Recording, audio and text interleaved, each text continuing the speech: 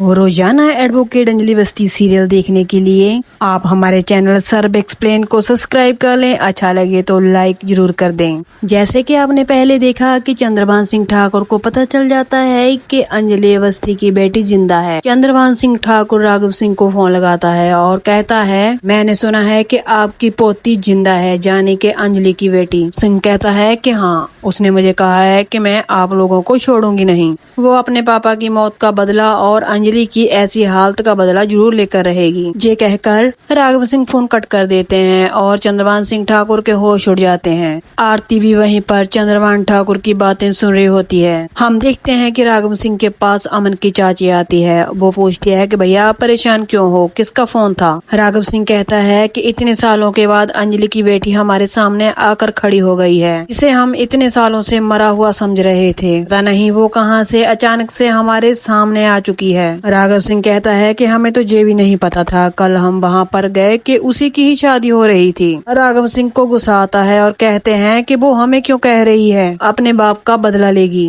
अगर उसने बदला लेना ही है तो हमें क्यों बता रही है। राघव सिंह कहता है कि मैं सब जानता हूँ, उसने सिर्फ अपनी माँ को अधिकार दिवाना है, इसीलिए वो इतना बड़ा ड्रामा कर रही है। राघव सिंह कहता है कि इतने सालों से पुलिस नहीं खूनी को ढूंढ पाई तो ये कहाँ से ढूंढ पाएगी। अमन की चाची कहती है कि पर निकल आए हैं इसके, इसीलिए वो ऐसी बातें कर रही हैं। जब चींटियों के पर निकल आते हैं वो मरने से पहले ऐसी ही बातें करती हैं। छोड़िए ये सब बातें, आप इतना स्ट्रेस मत लीजिए। तभी वहाँ पर अभय और भैरव सिंह आ जाते हैं और कहते हैं यही बात तो हम भूल नहीं पाते। तुम देखना किसी न किसी दिन वो लड़की यहाँ पर चौखट पर आकर खड़ी हो जाएगी और वो अपना हक मांगने लग जाएगी। अभय सिंह कहता है उसने तो ये भी कहा है अपनी माँ को हक जरूर दिलाएगी।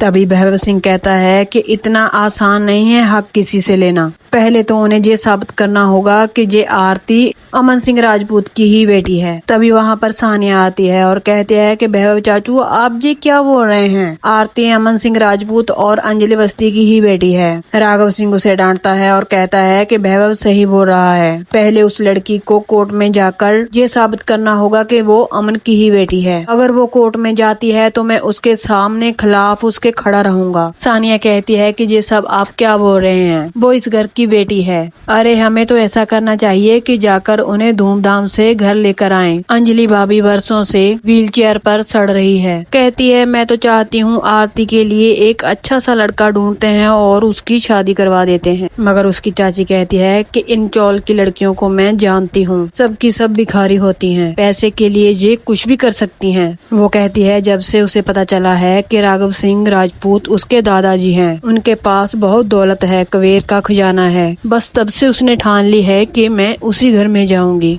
वो कहती है जैसे इस घर में घिनी आई थी, फिर हमने उसे धक्के मारकर इस घर से निकाल दिया था। तभी अभय सिंह कहता है कि उसका नाम मत लीजिए। सानिया कहती है कि क्यों ना ले इसका नाम, वो भी तो इस घर की बहू थी ना। अभय सिंह कहता है कि अवस्थी फैमिली से हमने हर एक नाता तोड़ दिया है, परिवार के साथ अब हमारा कोई रिश्ता नहीं है। वो सब लोग कहते हैं कि हम उन्हें इस घर में पैर तक नहीं रखने देंगे। वहीं पर सानिया सोचती है और कहती है मुझे तो ऐसे लग रहा है कि आरती पहले अपने पापा के कातलों को ढूंढेगी। सानिया कहती है कहीं आप लोगों में से तो कोई जिम्मेदार नहीं है इसका।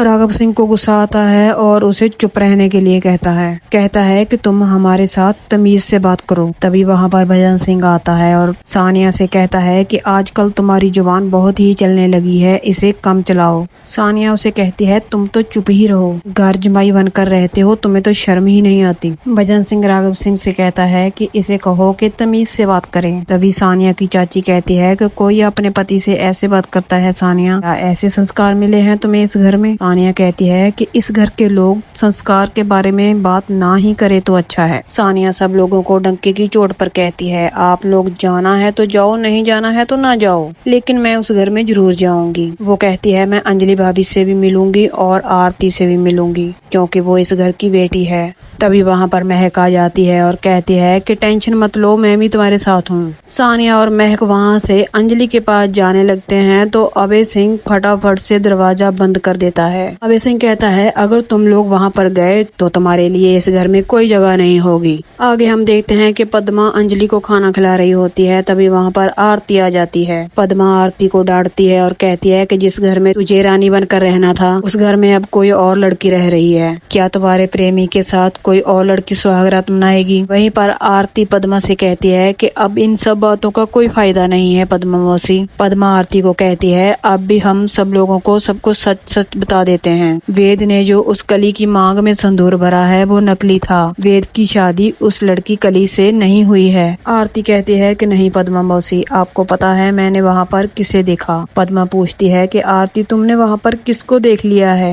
आरती कहती है कि मैंने वहाँ पर चंद्रभान सिंह ठाकुर को देखा। आरती पद्मा से कहती है ये नाम तो आपको कुछ जाना पहचाना लग रहा होगा। पद्मा उसका नाम सुनते ही घबरा जाती है। आरती पद्मा से कहती है उस दिन फाइल में मैंने चंद्रभान सिंह ठाकुर का भी नाम पढ़ा था। वो और भी कुछ लोगों के नाम लेती है और राघव सिंह राजपूत का भी नाम लेती है और कहती है लगता है इन सब लोगों के बीच में से ही कोई एक होनी है। आरती अंजलि के पास जाती है और कहती है कि माँ मैं उन कातलों तक जरूर पहुँचूंगी। आरती पद्मा से जिद करती है और कहती है कि मुझे मेरे पापा की तस्वीर दिखाओ। पद्मा कहती है कि उनकी कोई भी तस्वीर हमारे पास नहीं है। आरती कहती है कि पापा की तस्वीर मम्मी के फोन में तो जरूर होगी, मुझे मेरी माँ का फोन दो। पद्मा आरती को फोन दे देती है और वो पापा की तस्वीर निकालती है और उसे देखती है और वो उनसे वादा करती है कि मैं आपके कातिलों को जरूर ढूंढ निकालूंगी। आगे हम देखते हैं कि गौरव की पत्नी उसे बताती है जिसे हम मरा हुआ समझते थे अमन की बेटी आज भी जिंदा है। ये खबर सुनकर गौरव बहुत ही खुश हो जाता है। गौरव कहता है कि तुम मुझे ये सब कुछ बता रही हो लेकिन तुम्हें चाहिए था